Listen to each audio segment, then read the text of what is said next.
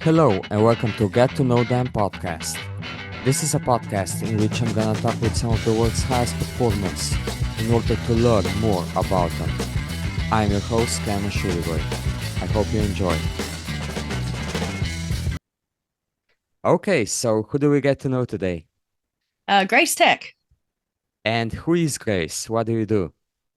I am a professional triathlete from Australia. I'm also a wife, a sister, a daughter, a physiotherapist, hopefully soon to be dog mom of a corgi, donut lover. I guess the list goes on, but that's kind of a bit of a summary. You sound like a very exciting person. Tell Uh, me, how did you get into triathlon? so I actually got into triathlon due to injury. So I was a ex-runner. I ran my whole life, and I went to college in America and competed for a Division 1 university. And I seemed to always be injured. I think I ended up with 2 stress fractures a year for 4 years, and I was kind of by the end of my career a little bit sick of the fact that I was always injured. And I spent a lot of time swimming and a lot of time bike riding, kind of as cross training. And I decided, well, I'm kind of there. I may as well give triathlons a crack. So when I returned back to Australia after my college degree and career there, I decided to give triathlons a go. And I'd kind of dabbled a little bit in triathlons when I was about 15 years old, but at the time I wasn't 100% committed to it because I was so focused on my goals as a runner. So I kind of pushed it to the side. And then, yeah, when I was about 22 years old, I decided to give it another crack. And I started with just doing the short course stuff. So, sprint triathlons, Olympic triathlons, thinking that kind of was my area. But then I realized that the longer the better. So I went and did my first ever half Ironman in 2018. And from there, I fell in love with it. And I haven't stepped up to the full yet, but the half is kind of the sweet spot for me, I think. That seems like a very usual story for a runner, that a runner Mhm. gets injured, then they start cross training, either cycling, swimming, or both, and then they get into triathlon with time. So tell Yeah. me, you said that you completed your first middle distance in 2018. Was it an instant success? And when did you then turn professional?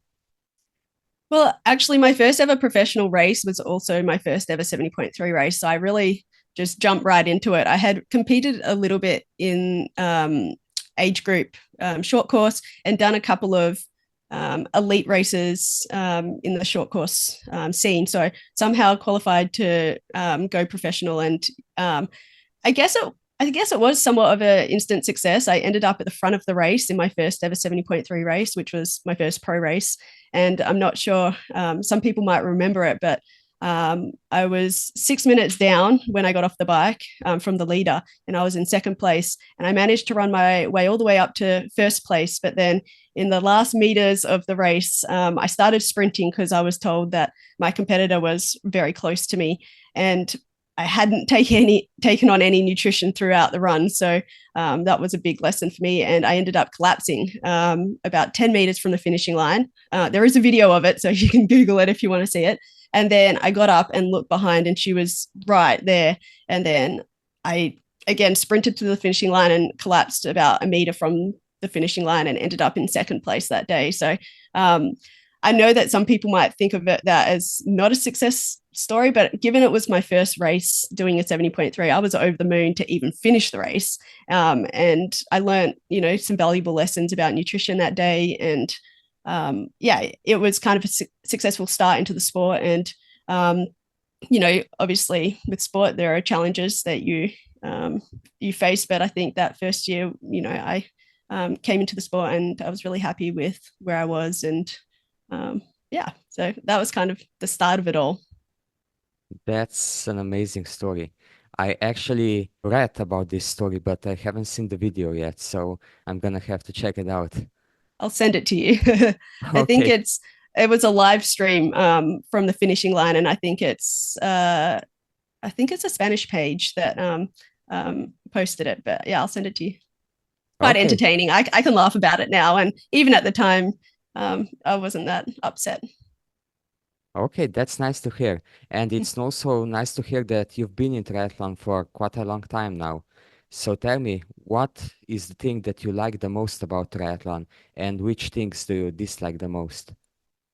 Yeah, well, to be honest, I still feel like a little bit of a rookie in the sport. And then I look back and think, well, I've been in the sport as a professional. I think this is my sixth year or seventh year, and it's crazy how time flies. But I think my favorite thing about triathlon is the places you get to travel and the people you get to meet. And I think, the results come and go, and you don't necessarily remember every single result, but you do remember the memories that you create in different race destinations or training camps with the people around you. So I think that's probably, one of my favorite things about triathlon.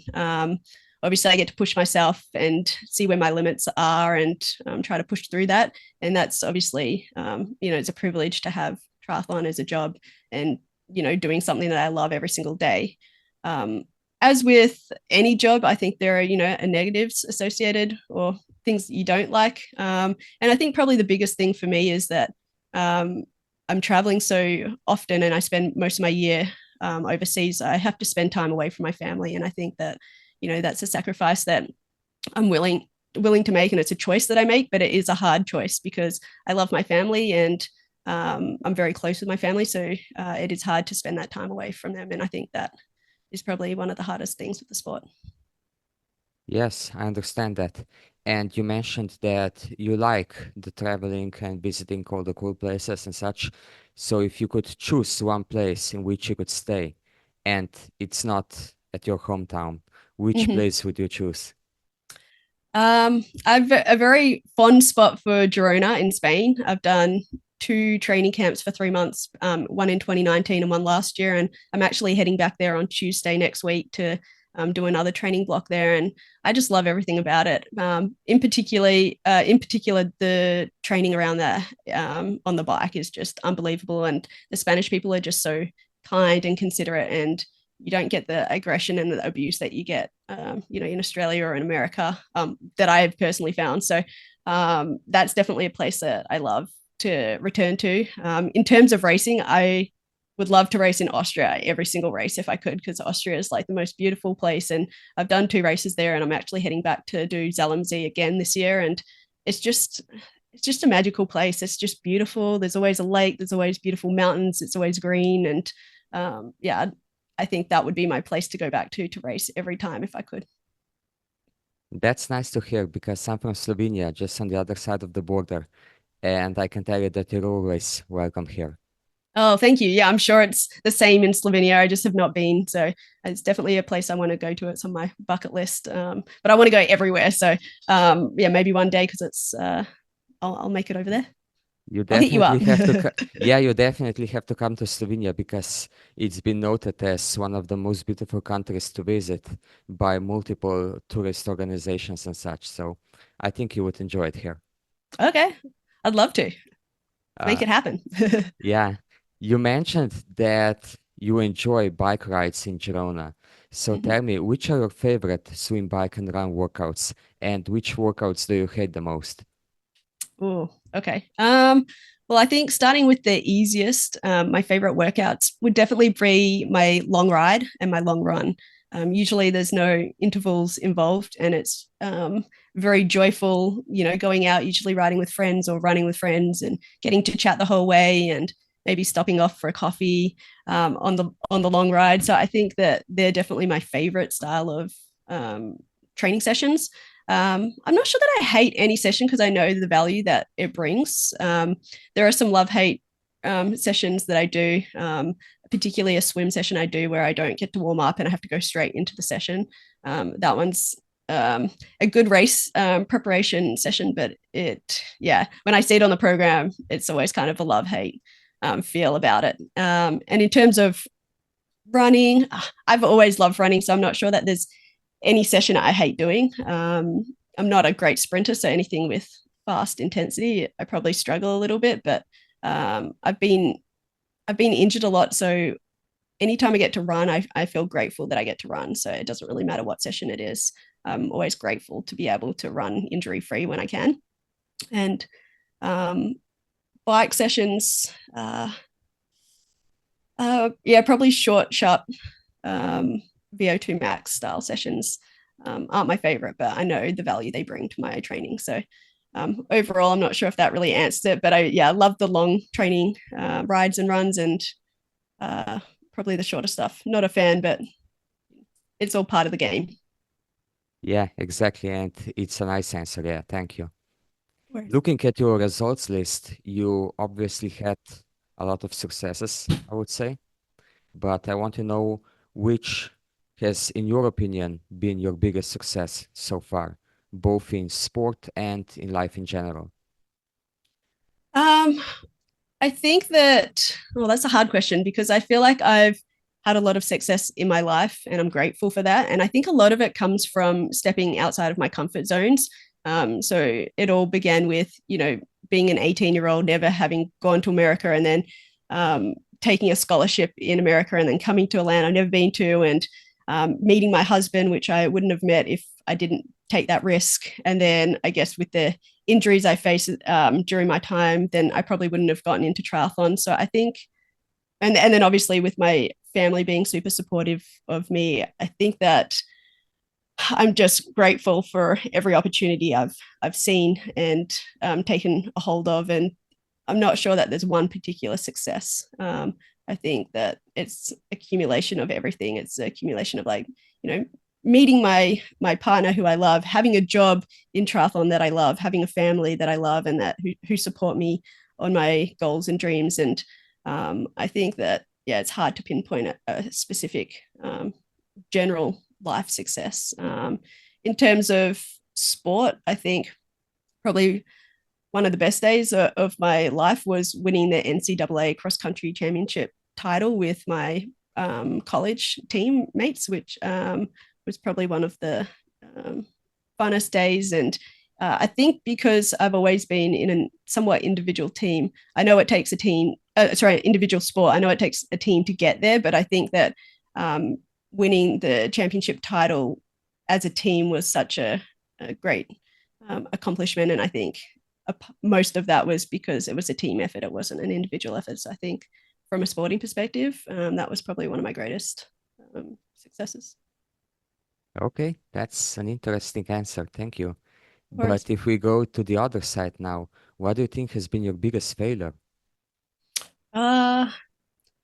not sure that I like to think of anything as a failure, or I don't think of things I haven't done as a failure. There are certainly things that I wish I could have done, but I know that when those doors closed, another door opened. So it's led me to the things I'm able to do today, and that I'm grateful that I've done in my life. And so I think growing up, I always wanted to go to the Olympics and represent Australia in that capacity. It just, that opportunity didn't present, but it also opened the door to represent Australia in other capacities, represent Australia, at the World Cross Country Championships as a junior, to represent Australia at the World Long Course Triathlon Championship. So I think that even though I'm not sure that I would call not making the Olympics, well, I'm not sure that I would call it a failure, but I just think that that's something that I thought I might have done, but I never achieved in my life. And similarly with growing up, you always get asked what you want to be when you're older. And I always wanted to be a vet and work with animals. And I ended up pivoting and becoming a physiotherapist. But I don't think that's a failure. It's just something that changed over time. And I'm really grateful that I get to work with people and, make them feel better. So I think that, yeah, I don't like to think of anything as a specific failure. I think when one door closes, another door opens, and I've been able and fortunate to have many opportunities in my life. That's a nice way of looking at things. Matter of So, perspective, hey? yeah, no, you seem to stay very positive and very, let's say, open-minded, and you take everything that life throws at you as an opportunity to get better. So the Yeah. next thing I would like to know is what keeps you going when the things get hard for you? I think what keeps me going when times are tough is knowing that the time isn't always going to be tough, that there's going to be, moments where I look back on that are joyful. And I think that I've been injured so often in my running and my triathlon career, and there are so many times, even in the last year, that I've contemplated, stepping away from triathlon. But I think that there's a lot more I can achieve in the sport, and I think that yeah, I'm really grateful that I get to do the sport and that I love the sport, and I think that yeah, I think that that keeps me going. Is triathlon's a bit of a difficult sport in that there are challenges that you face, but I think that the pros of the sport outweigh that, and I think yeah, I'm excited to see where I can go, and I think that kind of desire to be better every day keeps me going. And I think with triathlon, there's so many facets of it that you can improve on. It's like a big puzzle, and you've got to find all the pieces. And even the most perfect race, you can always find something to analyze and get better. So I think that I guess desire to achieve the unattainable perfect race, I think, is what keeps you going. Okay, so speaking of this, what would you say is your, let's say, ultimate goal in triathlon, or what is something that you want to achieve in sport? Um, I think that obviously everyone dreams of being a world championship and getting to the highest possible place in the sport. And I'm a realist. I'm not sure that I'm necessarily going to get there, but a girl can dream, I think. And I think as long as I'm happy and enjoying life and enjoying what I'm doing, that results will come. And if they don't, then at least I've tried. So I think yeah, I think I'm excited to see what I can do. I'm not entirely sure what that looks like, but I'm willing to give it a crack. And the day where I'm not enjoying the sport is probably when I'm going to be stepping away, because I think you need to really love it to endure the grind of the training and being away from family, as I mentioned earlier. Yes, I completely agree with that because I'm also an age group triathlete, and I know that you just have to love it to get out before work in the early morning or get on the trainer in the afternoon after work when you're tired, when you're stressed, when you're I don't know what else. But if you don't love it, you're not gonna do it. You're just gonna sit on the couch and do nothing. But Yeah. there has to be something in you that keeps you going and something that you're trying to get with all this training that you're doing. Yeah. And I think a happy athlete is a fast athlete. So if you're enjoying it, it usually follows. Like, I think my best year to date was last year in terms of my results, and I was the happiest I've ever been. I got married at the start of the year. I went into each race just using it as an opportunity to have fun and learn things. And I think with that, my results, were the best they've been. I won 3 races and podiumed a couple of other races. And I think, yeah, they go hand in hand. If you're happy, you race fast. And then that shines into other aspects of your life. You're better to be around, and you're able to give more to those you love. So I think that, yeah, there's a big connection between happiness and racing fast. And I honestly don't know how you and other age groupers are able to do it with a full-time job. I'm just, yeah, I'm grateful I get to do it full time, but yeah, you guys are the real MVPs. I don't know if we're the MVPs, but I'm just gonna say this, that if you love it, like you said, and if you create a nice plan, if you're organized and disciplined, most of all, you can make everything work. So once you get into the rhythm, once you have a plan, I would say that it's not difficult. At least I feel it this way. Yeah. So if we step away from triathlon for a bit into some more general questions, what is the one thing that you wanted to do for a long time but just haven't done it yet? Ooh, um,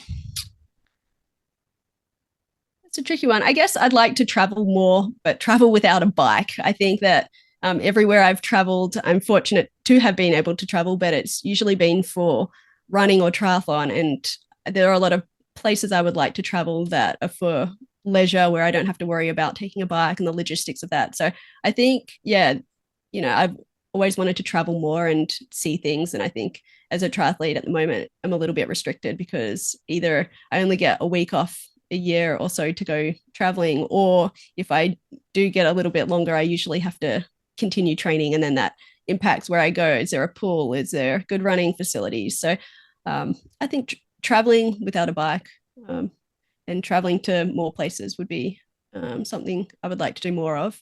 I think doing something epic like climbing Everest would be kind of a bucket list thing that I would like to do. Or yeah, so that's kind of, I think, what I would do that I haven't done already. That's a very interesting answer.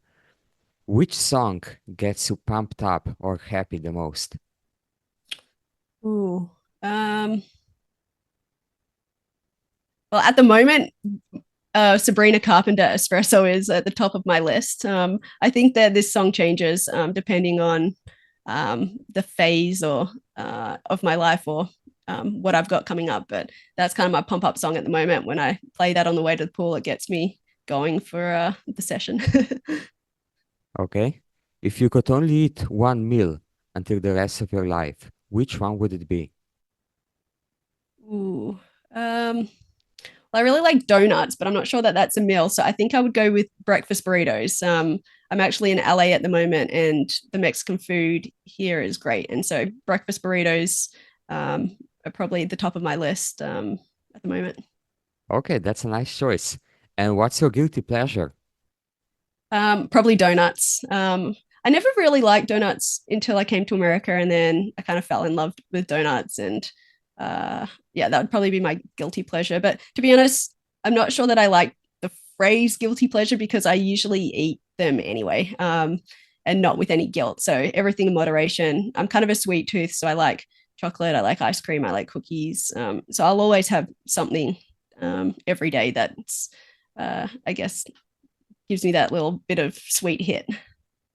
Yes, and the best thing is that we as triathletes train so much that we don't have to feel guilty for eating all of the stuff. Exactly. Yeah. Okay, so what is one thing that annoys you or makes you angry? Ooh. Um, I think when people chew really loudly, yeah, chew their food, that's like a bit of a pet peeve for me. But yeah, I like to think that I'm pretty relaxed. I do get a little bit of road rage if people are driving recklessly or just not very well. But yeah, other than that, there's not much that really phases me. Okay. And if you could enforce one rule for the entire world, which one would it be? If you don't have anything nice to say, don't say anything at all. And that was something that my mum used to say to me when I was a younger kid. So I think that the world, if everyone could be kinder and have that in their mind, I think that would go a long way. That's a nice rule, and I completely agree with it. What do you think is the biggest stereotype about triathlon? Um, I don't know if people think that triathlon's easy. So that wouldn't be a stereotype. I'm not sure what stereotypes, because I've been in the sport for a while now. I'm not sure. Um, yeah, I'm not entirely sure on that question. What are some of the stereotypes that triathletes face? One of the most common answers I got is that we're geeky, that we're too much into data and all of the stuff, and that we always swim with paddles and pool boy. Yeah, I Oh, think yeah. that those were the most common ones. Yeah. Well, I think we all have to be a little bit geeky and a little bit weird to do this crazy sport. So I'm not sure if that's a stereotype or if that's the truth. But I think that yeah, maybe we use pool toys a little bit more than normal, but I'm not sure about that one. Okay. So if you weren't a professional triathlete, but you could be a professional in one other sport, which one would you choose? I probably go running just because that's like a big passion of mine. But if it was a team sport, I think soccer would be cool. I'd love to play soccer. I never played soccer growing up, but I always thought that that would be a really cool sport to be a professional in. Okay, that's a nice answer. we got a lot of potential soccer players between triathletes. So maybe Oh yeah, we could when, start our own team. yeah, when you retire, maybe you could start a triathlon soccer team.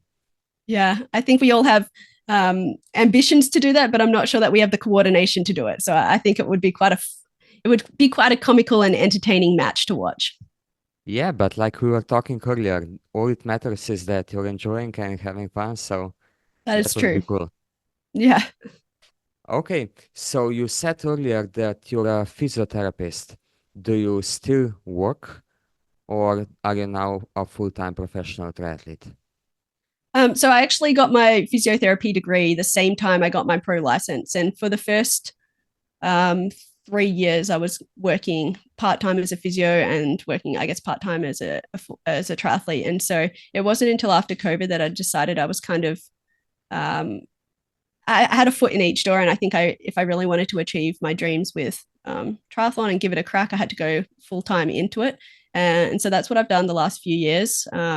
Because I've spent most of my time overseas during the Northern Hemisphere summer. But when I am back in Australia, I do work and um, work as a Pilates instructor and do some one-on-one consulting. So I think it's important for my brain to continue to get that the work as a physiotherapist, and so that one day if I go full time into physiotherapy, that I haven't lost skills and education. So I stay on top of doing professional development and working maybe 3 months of the year in a part-time capacity, but still enough to keep my brain ticking along. And yeah, and so that's probably something I will go back to after that. But while I'm overseas, it's fully committed to triathlon. Okay, that's interesting to hear. And now I'm wondering, what was the biggest change for you when you went from working part-time to being a full-time professional triathlete?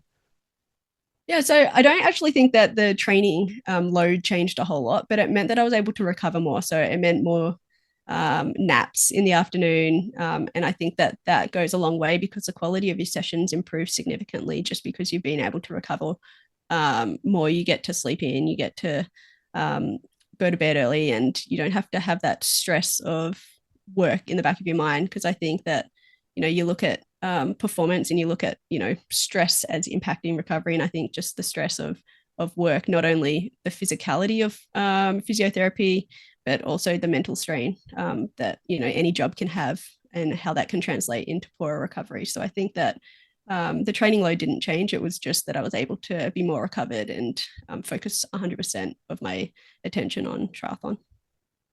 Okay, but now you obviously work as a professional triathlete. Do you ever feel pressure or stress now, and how do you deal with it?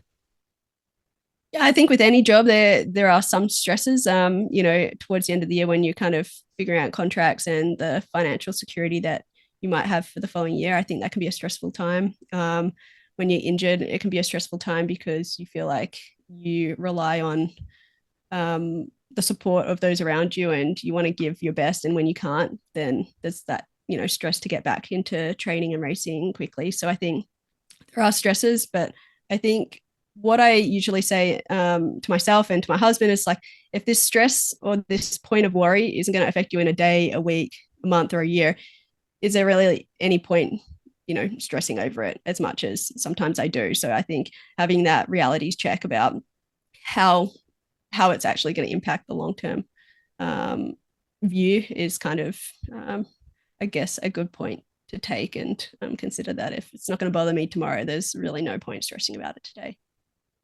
That's a nice perspective to have, and I think that this is a great point at which we could start taking this podcast towards the end. And at the end of the podcast, I let my guest leave a question for the next upcoming guest. My previous guest was Mickey Tokholt, professional triathlete from Denmark, and he wants to know, what's your favorite pre-race meal? My favorite, well, I guess my typical pre-race meal is just rice and tuna, or rice and chicken the night before, and then before the race, it's just a piece of toast, or a couple of pieces of toast with peanut butter, or Vegemite, and a coffee and a banana. So it's not, I guess it's not my favorite, but it works well for me. So that's what I tend to do. I guess the question for my the next guest would be what is your favorite race that you've ever done and why, and what race would you like to do in the future on your bucket list? Okay, that's an interesting question, and I'm looking forward to hearing the answer. Perfect. Well, I look forward to hearing the answer. And if I haven't done it, maybe I'll add it to my own bucket list. Okay, we're gonna see what the next guest wants to do. But Perfect. anyway, it was a real pleasure talking to you, Grace. We had a lovely conversation. I very much enjoyed it. Tell us, where can people learn more about you and follow your journey? I share the most probably on Instagram. So you can search me. My handle is Grace Thek. My last name spelled Thek. Okay, I'm gonna put the link into the show notes so people will Perfect. have no problem finding you. Well, thank you And very much for having me on the show today. yeah, like I said, it was really a pleasure and it was a really nice conversation. I wish you all the best in the future and I hope that you get some very nice results like you did so far in this season. Thank you very much. Hopefully, I'll get to see you at a race sometime soon. Yeah, or in Slovenia when you're enjoying your downtime. I'd love that.